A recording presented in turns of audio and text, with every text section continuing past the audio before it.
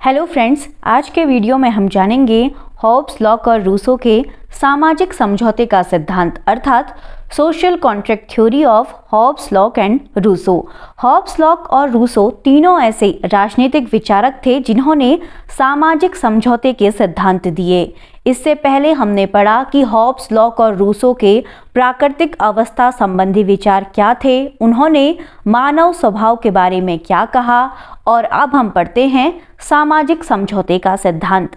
अगर आपने इससे पहले प्राकृतिक अवस्था संबंधी विचार और मानव स्वभाव संबंधी विचार नहीं पढ़े हैं तो एक बार उन्हें पहले पढ़ लीजिए, क्योंकि जब तक आपके वो बेसिक्स क्लियर नहीं होंगे तब तक आपको सामाजिक समझौते का सिद्धांत समझ में नहीं आएगा। तो पहले जानते हैं कि आखिर क्यों सामाजिक समझौते के सिद्धांत की आवश्यकता हुई।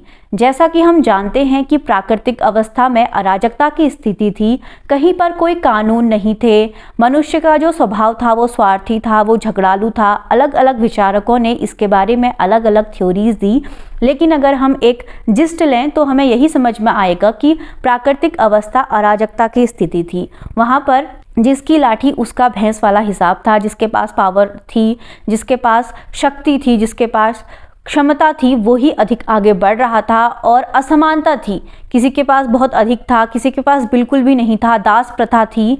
ऐसे में राज्य की उत्पत्ति हुई, और राज्य की उत्पत्ति क्यों हुई? ताकि सभी लोगों को उनके अधिकार दिए जा सकें।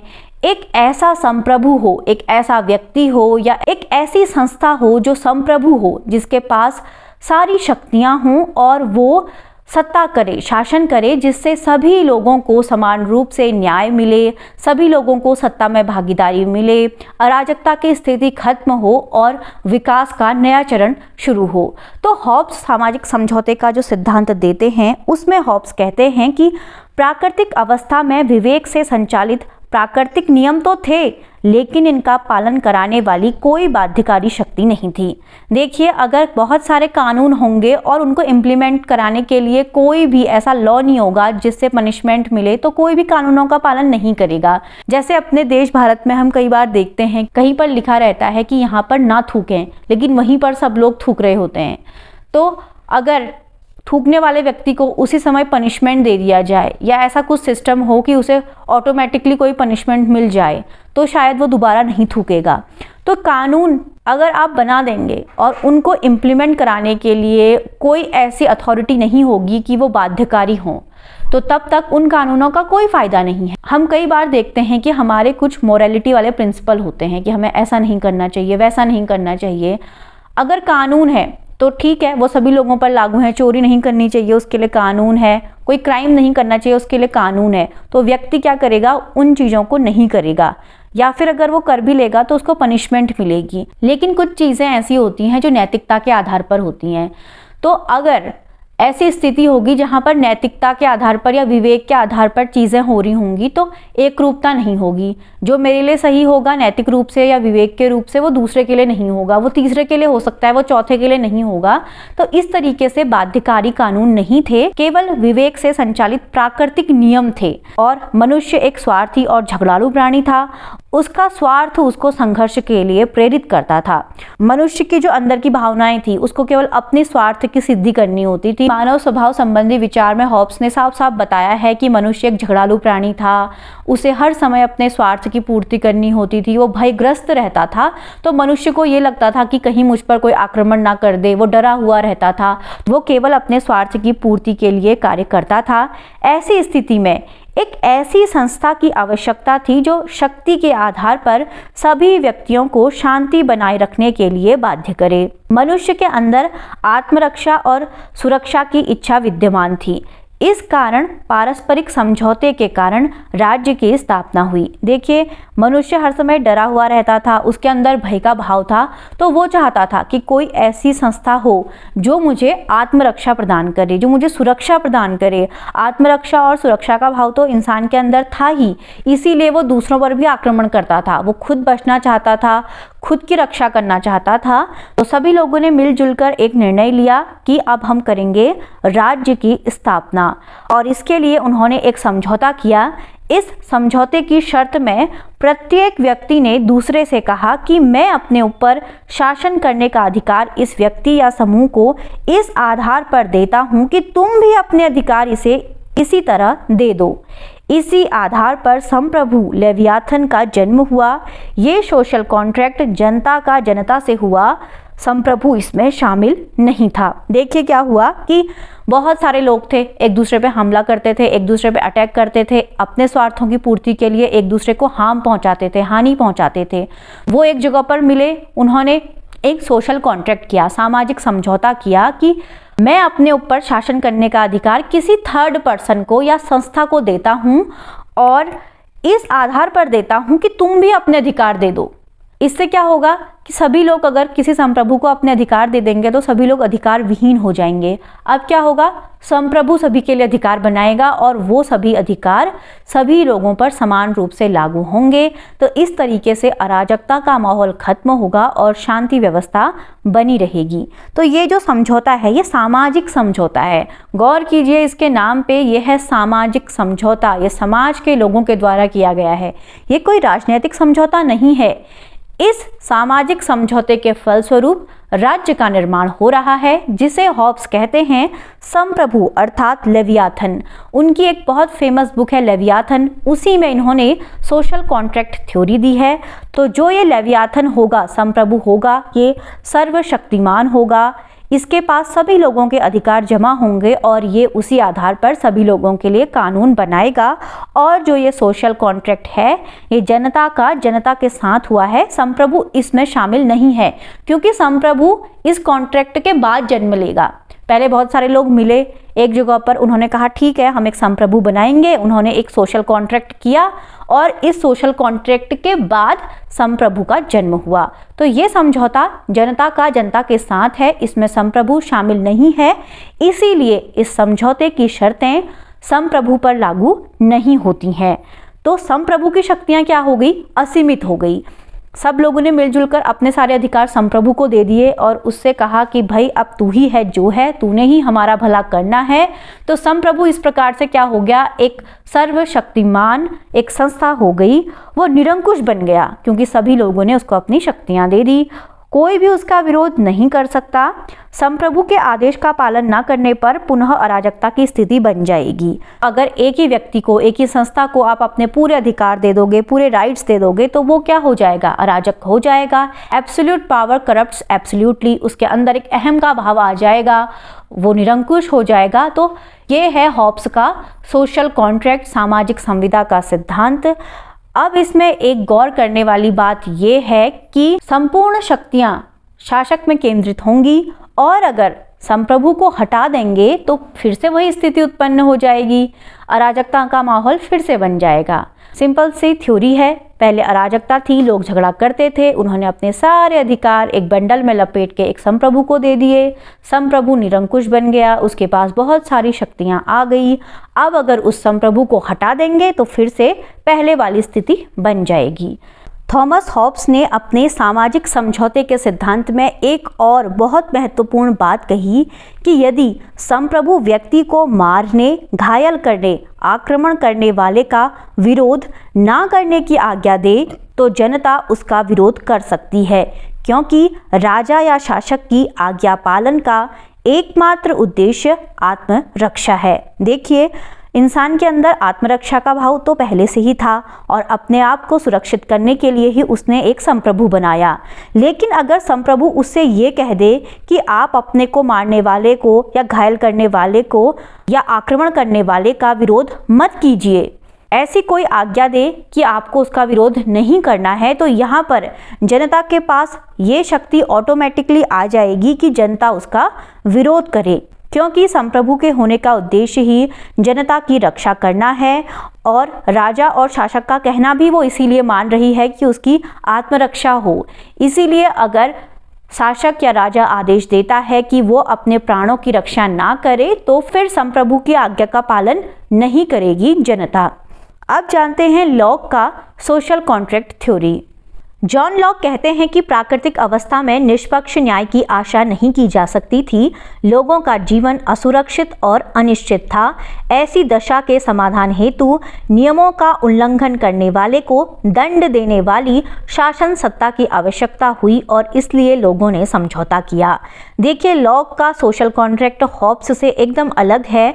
लॉक कहते हैं कि प्राकृतिक अवस्था में कई सारे कानून थे, लेकिन निष्पक्ष न्याय की आशा नहीं थी, क्योंकि कानून तो थे, नियम तो थे, लेकिन उनको लागू कराने वाली कोई संस्था नहीं थी और जो उनका उल्लंघन करता था उनको दंड देने का कोई भी प्रावधान वहाँ पर नहीं था। हम जानते हैं कि लॉक एक ऐसे राजनीतिक विचारक थे जिन्होंने बहुत समय पहले प्राकृतिक अधिकारों की बात की। उन्होंने कहा कि व्यक्ति के 3 प्राकृतिक अधिकार हैं: लाइफ, लिबर्टी एंड प्रॉपर्टी, जीवन, स्वतंत्रता और संपत्ति का अधिकार व्यक्ति को जन्म लेते ही प्राप्त हो जाते हैं। तो अपने सामाजिक समझौते में लॉक बात कर रहे हैं कि हमें विधि की व्याख्या स्पष्ट करनी चाहिए, कानूनों की व्याख्या करनी चाहिए, बताना चाहिए कि कौन सा कानून कैसा होगा, इसके उल्लंघन पर क्या पनिशमेंट मिलेगी। जॉन लॉक के बारे में हम सभी जानते हैं कि वो एक महान उदारवादी थे। उन्हें फादर ऑफ लिबरलिज्म या फिर उदारवाद की आत्मा भी कहा जाता है। लॉक प्राकृतिक विधि के समर्थक थे और समझौते द्वारा विधि की व्याख्या स्पष्ट तथा निश्चित की। सामाजिक समझौते में प्रत्येक व्यक्ति ने संपूर्ण समाज को अपने वो प्राकृतिक अधिकार समर्पित किए जिनके प्रयोग से प्राकृतिक अवस्था में अराजकता फैलती थी, अव्यवस्था फैलती थी। तो क्या था कि व्यक्ति के पास कई सारे अधिकार थे। 3 अधिकार तो उसके पास थे ही थे, लाइफ, लिबर्टी एंड प्रॉपर्टी, वो प्राकृतिक अधिकार थे। उसके अलावा भी कई सारे अधिकार थे, लेकिन अगर कोई व्यक्ति अपने अधिकारों का असीमित उपयोग करने लगेगा, उसकी कोई भी लिमिटेशन नहीं होगी, तो ऐसी स्थिति में अराजकता की स्थिति उत्पन्न हो जाएगी। देखिए, हमारे संविधान ने हमें कई सारे मूलभूत अधिकार दिए हैं, फंडामेंटल राइट्स दिए हैं, लेकिन साथ ही साथ उनकी कुछ लिमिटेशंस भी बताई हैं।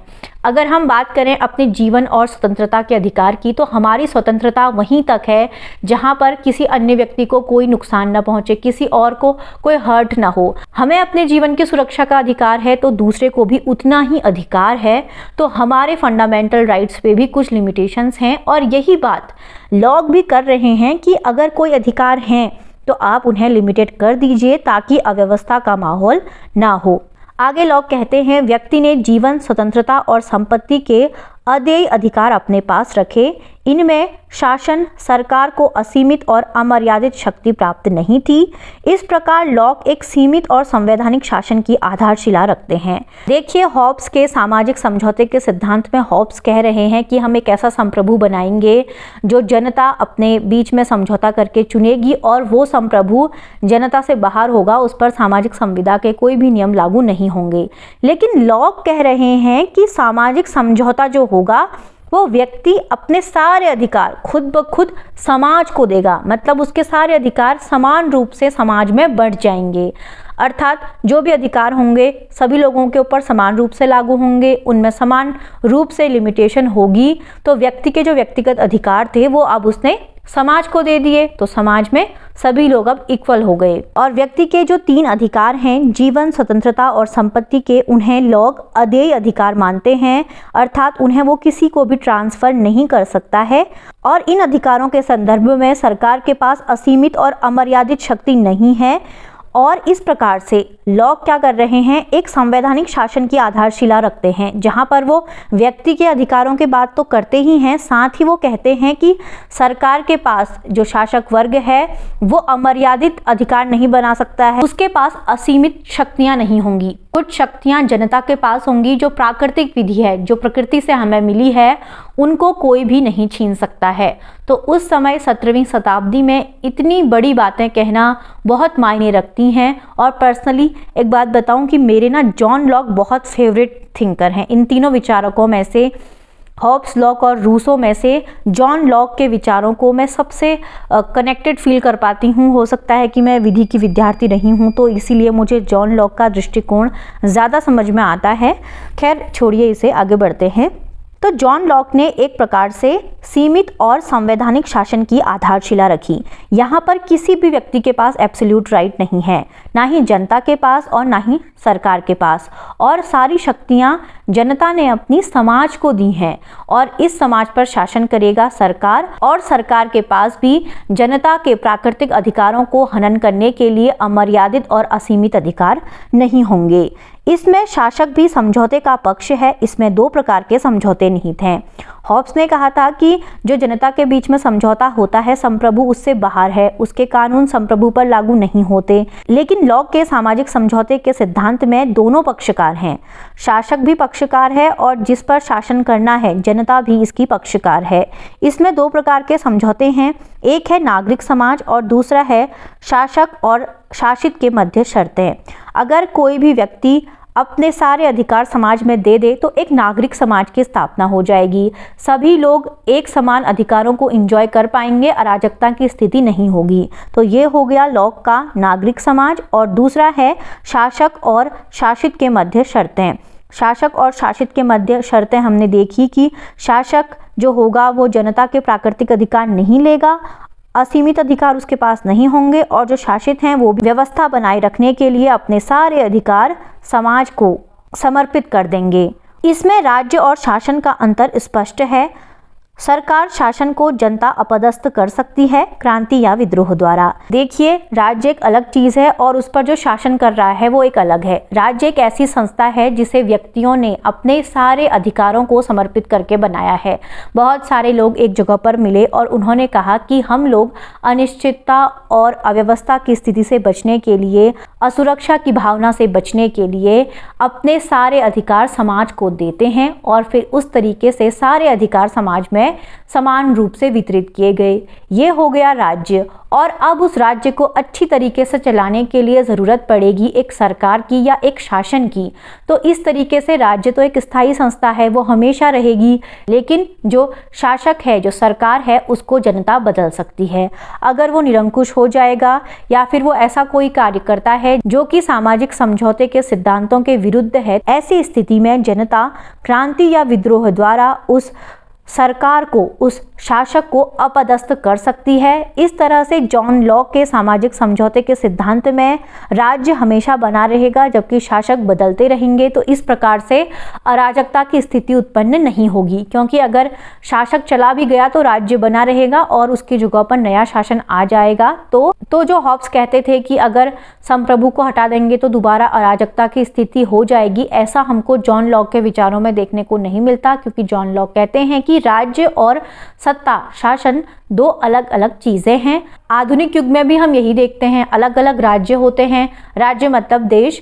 अंतर्राष्ट्रीय राजनीति में देशों को राज्य कहा जाता है। अलग अलग जो राज्य होते हैं उनमें अलग अलग सरकारें होती हैं, एक के बाद एक आती हैं। कहीं क्रांति हो जाती है, कहीं विद्रोह होते हैं, कहीं अपना कार्यकाल पूरा करने के बाद सत्ता दूसरे लोगों के हाथों में चली जाती है। तो इस तरीके से अपने सामाजिक संविदा के सिद्धांत में जॉन लॉक ने एक संवैधानिक शासन की आधारशिला रखी। आगे बढ़ते हैं और बात करते हैं रूसो की। अपने सामाजिक समझौते में रूसो बात करते हैं सामान्य इच्छा अर्थात जनरल विल की, और ये सामान्य इच्छा का सिद्धांत उनको जॉन लॉक और थॉमस हॉब्स के विचारों से अलग करता है।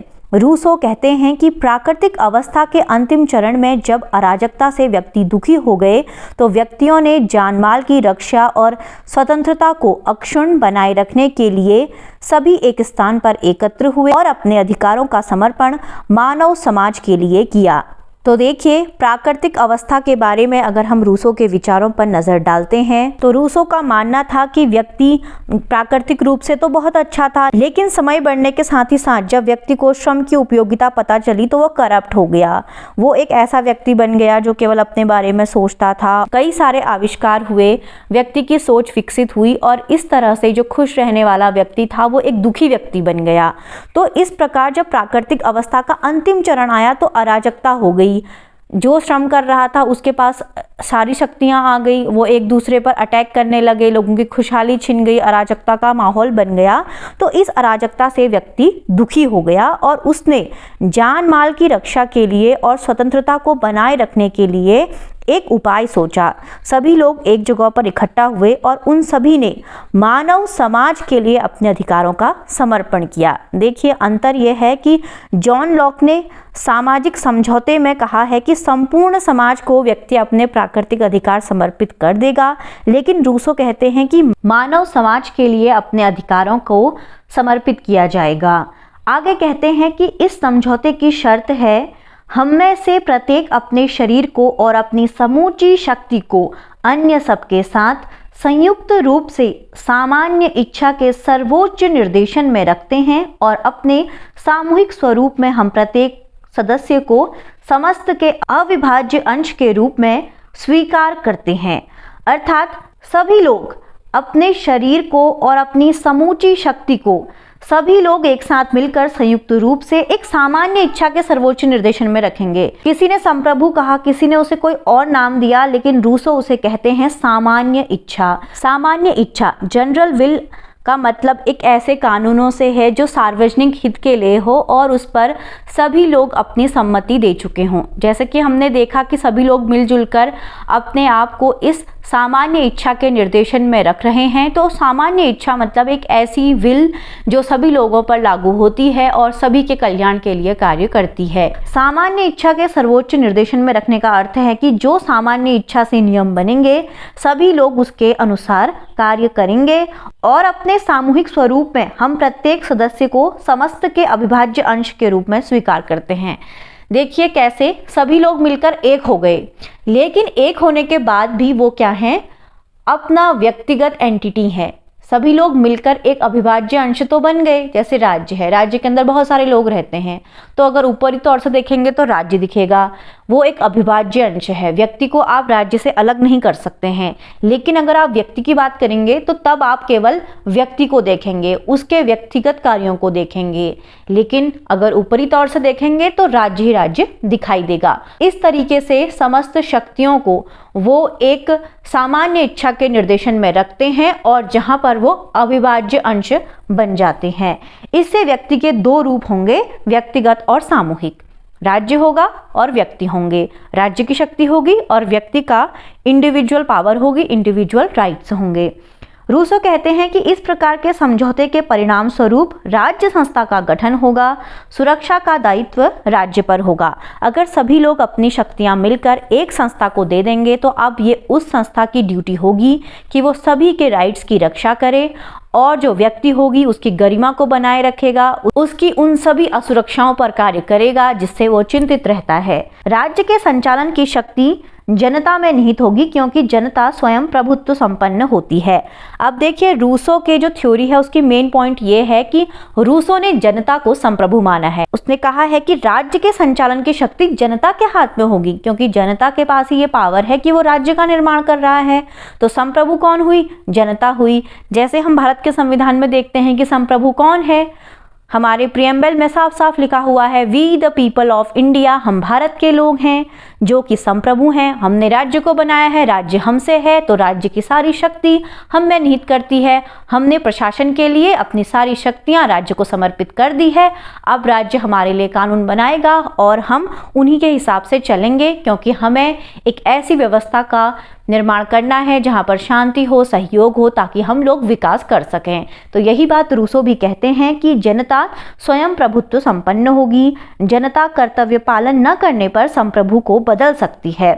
जनता के पास ये राइट है कि वो सॉवरेन को चेंज कर सकती है। ये केवल सामाजिक समझौता है, न कि राजनीतिक। और इस थ्योरी की सबसे बड़ी बात है कि ये राजनीतिक लोगों द्वारा नहीं की जा रही है। ये जनता स्वयं अपने मन से अपनी सारी इच्छाएं समाज को समर्पित कर रही है, इसीलिए ये सामाजिक समझौता है। हॉब्स, लॉक और रूसो तीनों के विचारों में हमें केवल सामाजिक समझौता देखने को मिलता है, कोई राजनीतिक समझौता देखने को नहीं मिलता। तीनों विचारकों के विचार में जनता अपनी शक्ति, अपनी इच्छा से समाज को, मानव को और संप्रभु को देती है और वो संप्रभु उस पर शासन करता है। सामान्य इच्छा सदैव न्याय युक्त होती है और उसका लक्ष्य जनहित होगा। तो रूसो कहते हैं कि जो सामान्य इच्छा का सिद्धांत है उसकी सबसे बड़ी बात यह है कि वो न्याय युक्त होनी चाहिए। अगर वो अन्याय करेगी तो जनता के पास ये अधिकार होगा कि संप्रभु को वो बदल सकते हैं और उसका एकमात्र लक्ष्य यह है कि वो जनहित के लिए कार्य करेगी। और प्राकृतिक स्वतंत्रता के स्थान पर नागरिक स्वतंत्रता अब होगी। नागरिक स्वतंत्रता से अर्थ है कि राज्य नागरिकों के लिए जो जो स्वतंत्रता देगा, नागरिकों के पास केवल वो स्वतंत्रता होगी, प्राकृतिक स्वतंत्रता अब नहीं होगी। तो इस प्रकार हमने देखा हॉब्स, लॉक और रूसो के सामाजिक समझौते का सिद्धांत और इन तीनों में अंतर भी देखा। हॉब्स कहते हैं कि सभी लोग अपनी अपनी शक्तियों को समर्पित करेंगे और इसके बाद एक समझौता करेंगे और बाद में एक संप्रभु का गठन होगा जो कि इस सामाजिक समझौते की शर्तों से इतर होगा, उस पर इसका प्रभाव नहीं पड़ेगा, वो निरंकुश होगा और अगर उसको हटा देंगे तो फिर से अराजकता की स्थिति उत्पन्न हो जाएगी। लॉक कहते हैं कि व्यक्ति के जो 3 प्राकृतिक अधिकार हैं, जीवन, स्वतंत्रता और संपत्ति का, उसके अलावा अपने अन्य अधिकार जनता संविधान को देगी। एक संवैधानिक शासन का निर्माण होगा जहां पर राज्य तो हमेशा रहेगा लेकिन संप्रभु बदला जा सकता है, शासक बदले जा सकते हैं। और रूसो का मानना है कि सामाजिक समझौते का सबसे बड़ा लक्ष्य होगा जनहित और न्याय, और अगर जनता को लगता है कि उनका चुना हुआ संप्रभु कर्तव्य पालन नहीं करता है तो वो उसको हटा सकते हैं। तो ये था हमारा आज का लेक्चर, सामाजिक समझौते का सिद्धांत, थ्योरीज ऑफ सोशल कॉन्ट्रैक्ट। आपको कैसा लगा कमेंट करके ज़रूर बताइएगा, क्योंकि जब आप कमेंट करते हैं तो मुझे बहुत मोटिवेशन मिलता है आगे काम करने के लिए। Thanks for watching.